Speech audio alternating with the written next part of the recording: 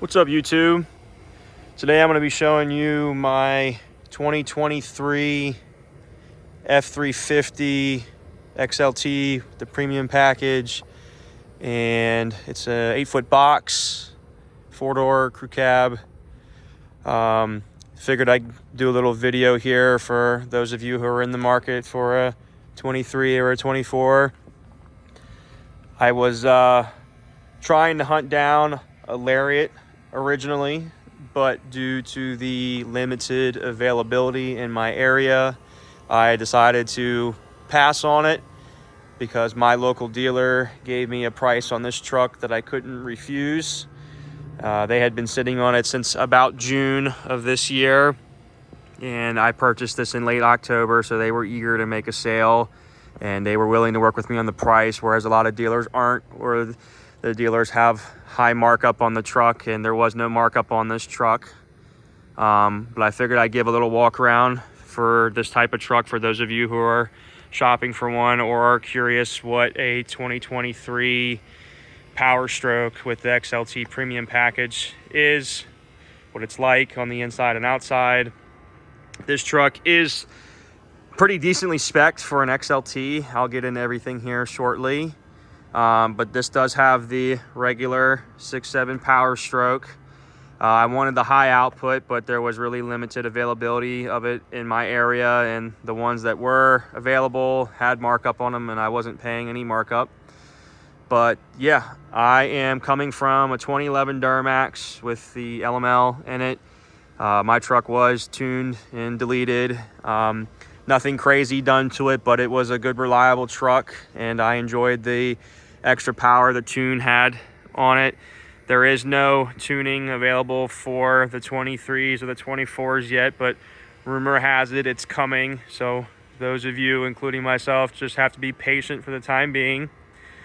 If you were curious about the step here, it has grown on me since I've owned the truck. I don't mind it too much. There are kits available to remove the step and just put like a panel there if you're, interested in doing that. This particular truck of mine has a lot of the features a higher trim would have, like a Lariat or a Platinum, for example. This truck has the 360 lighting on it, so you have white lights up here, and you're running orange lights for your mirrors, blinkers as well. You have your 360 camera package. You can see your camera there. You also have your puddle light there. Also, for those of you who are curious, this vent here is functional for heat dissipation. This one has the 18-inch wheels with the stock Bridgestone wheels that or tires that come on it. I'm probably going to swap those out for some Nitto 35s or 37s. Or I might go with an aggressive BF Goodrich tire to change it up and do something different than what a lot of other people have going on. This does have the blackout sport appearance package on it, which means that there's full LEDs on everything. C's are LEDs, regular headlights, high beams, fog lights are all LEDs. Your tail lights are incandescents. I'll show those in a second. Cab lights are white caps, but the lights are orange. You can swap them out for white if you want to. This one does have the crash avoidance system on it with the 360 camera package. Like I said, there's also a camera here. I do like the painted on everything, although I wish they would offer this option with chrome accents rather than black, because I'm not much of a blackout type of guy. I kind of do like the chrome with the paint on trucks. My last truck had chrome on it, and I enjoyed it. This also does have the black stationary running boards. I'll probably swap those out for power running boards in the future because it's a really easy install. And I'll probably either paint these mirror caps here or buy a set and have them painted to match. You may notice that I have tint on the windows. I just got that installed the other day, so I do have 5% tint all the way around. The windshield is next. I am scheduled for it already, so I'll probably get 50 or 30% across and a brow of 5% across the top. Like I said, this does have the 8-foot box. My last truck was a short bed, so I wanted to try a long bed this time. Chrome exhaust tip, FX4 package, so you have skid plates underneath everything. I did crawl under there and look when I was buying the truck, and pretty much everything that is vital to the truck has a skid plate on it. You have it's LED reverse lights, incandescent bulbs on your tail lights though. I do have parking sensors on the rear, not on the front though, because it's an XLT. I also have rear cross traffic avoidance system and blind spot monitoring on this model, which I think comes standard with the premium package, but I could be wrong. We also have lights on the back and cameras here, cameras up here. I was fortunate enough to find one with the fifth wheel prep package, which was necessary in my opinion. According to the dealer, they are hard to get with this right now because they're slowing up production, including bed liner. I don't have bed liner in this yet, but I will get bed liner. Also have your removable tie downs, your box lighting, which is very bright. I like it a lot. It kind of fades off when you click the button. You get your trailer plugs here for your fifth wheel. And I have the optional Pro Power on board. I think mine is the second version of it. So there's 2 house outlets under there. So I have 2,000 kilowatts of available power to me when the truck is running. This truck does have remote start. It does have option to drop the tailgate from the remote. So you click the button under here too as well if you want to drop it the normal way. It also has the step included. So it's a soft drop and it's a light tailgate. So you can do it effortlessly with one hand, which I really like because my old truck had a heavy tailgate on it. Don't have wheel well liners in the rear. I think that's an XLT thing. You can get them added by the dealer or buy them online if you want. You do have your step in the rear. I touched on the step in the front. You also have your grab handle here to hold on to. I did just wash this truck today, so it is clean. Interior's clean as well. It does have keyless entry and keyless touch with the you can lock and unlock from here. You can unlock with your hand behind and you can push the button to lock it. You can see, yeah, the lights kicked on because I did that. The keys in my pocket. You got your LEDs up here. So I really enjoy the truck so far. It's a much bigger truck than my previous one. It's a much more stout truck than my previous one, more power. Although I do miss the sound of my old truck being deleted. It was a lot more fun to drive. So we'll go over the interior here. So mine is a pretty loaded XLT Premium.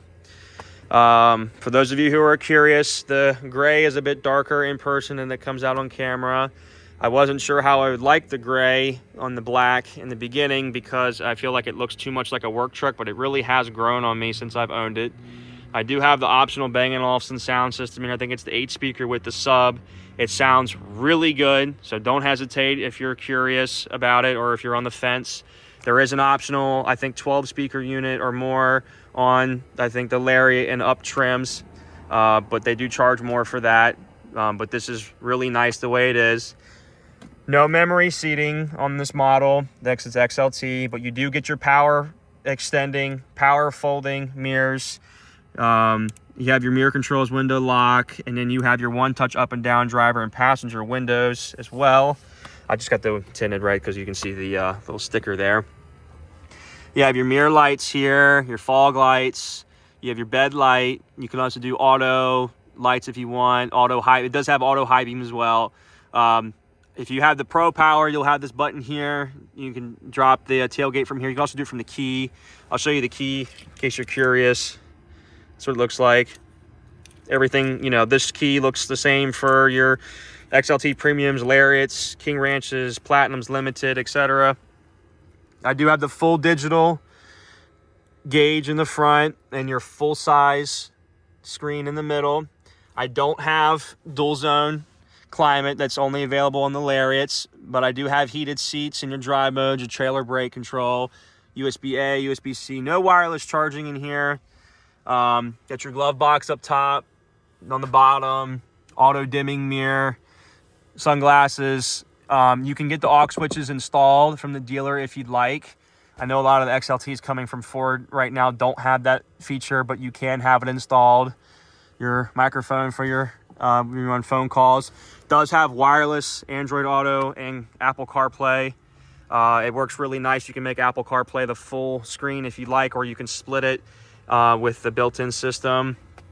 Cloth seats on this guy, huge center console, I wanted leather, but it's only available in the Lariat. I think you can get vinyl if you don't want cloth, but I think you have to get rid of the carpet if you do.